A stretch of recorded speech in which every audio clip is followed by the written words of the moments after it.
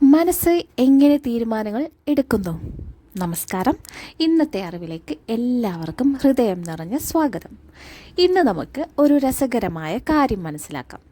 ഒരേ സാഹചര്യത്തിൽ രണ്ട് പേര് എന്തുകൊണ്ട് വ്യത്യസ്തമായ തീരുമാനങ്ങൾ എടുക്കുന്നു? അതിൻ്റെ ഒരു പ്രധാന കാരണം നമ്മുടെ മസ്തിഷ്കം തീരുമാനങ്ങൾ എടുക്കുന്ന രീതിയാണ്.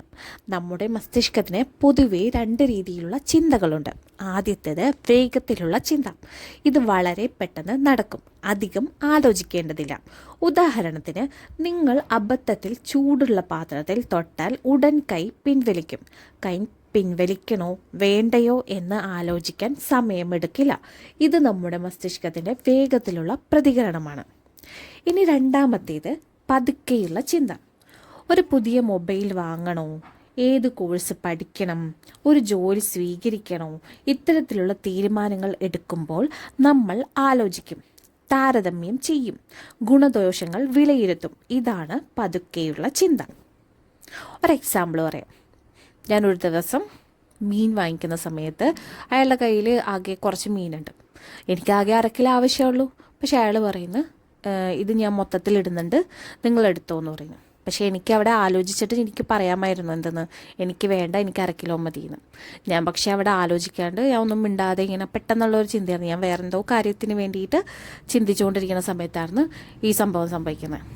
അയാൾ അത്രയും ഒരു 1 കിലോ ഉണ്ടായിരുന്നു, ചെറിയ കൊടുവയായിരുന്നു. അത് എൻ്റെ കയ്യിലേക്ക് ഏൽപ്പിച്ചു തന്നു.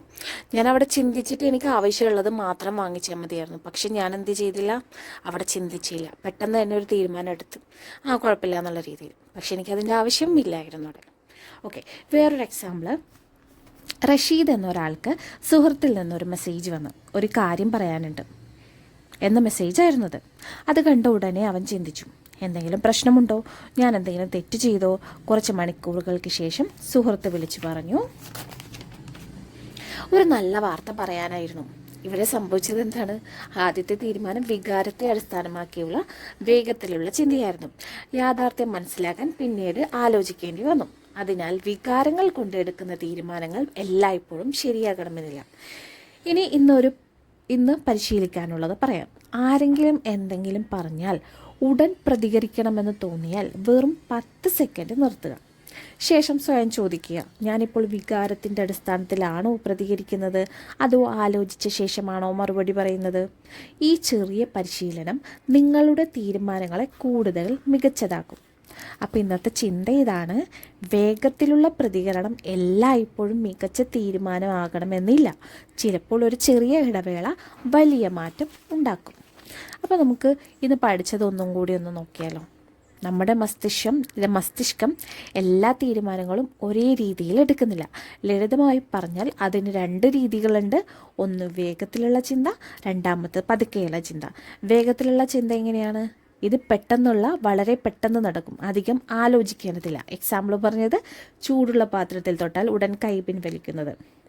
അതേപോലെ ഒരാളുടെ മുഖം കണ്ടപ്പോൾ പരിചിതനാണെന്ന് പെട്ടെന്ന് മനസ്സിലാക്കുന്നത്. ഇതൊക്കെ വേഗത്തിലുള്ള ചിന്തയാണ്. പക്ഷേ ചിലപ്പോൾ തെറ്റുകളും വരാം. പതുക്കെയുള്ള ചിന്ത എങ്ങനെയാണ്? ഇതിന് സമയം വേണം, ഒരു വലിയ സാധനം വാങ്ങണമോ എന്ന് ആലോചിക്കുന്നത്, ഒരു പഠനമോ സംബന്ധിച്ച് തീരുമാനമെടുക്കുന്നത്. ഇത് കൂടുതൽ കൃത്യമായ തീരുമാനങ്ങൾ എടുക്കാൻ സഹായിക്കും. അപ്പോൾ ഇന്നത്തെ ജീവിതപാഠം ഇതാണ്: ആരെങ്കിലും എന്തെങ്കിലും പറഞ്ഞാൽ ഉടൻ പ്രതികരിക്കണമെന്ന് തോന്നിയാൽ 10 സെക്കൻഡ് നിർത്തി ചിന്തിക്കുക. സ്വയം ചോദിക്കുക, ഞാനിപ്പോൾ വികാരം കൊണ്ടാണോ പ്രതികരിക്കുന്നത്, അതോ ആലോചിച്ച ശേഷമാണോ മറുപടി പറയുന്നത്? ചെറിയ പരിശീലനം ഇപ്പം എന്താണ്?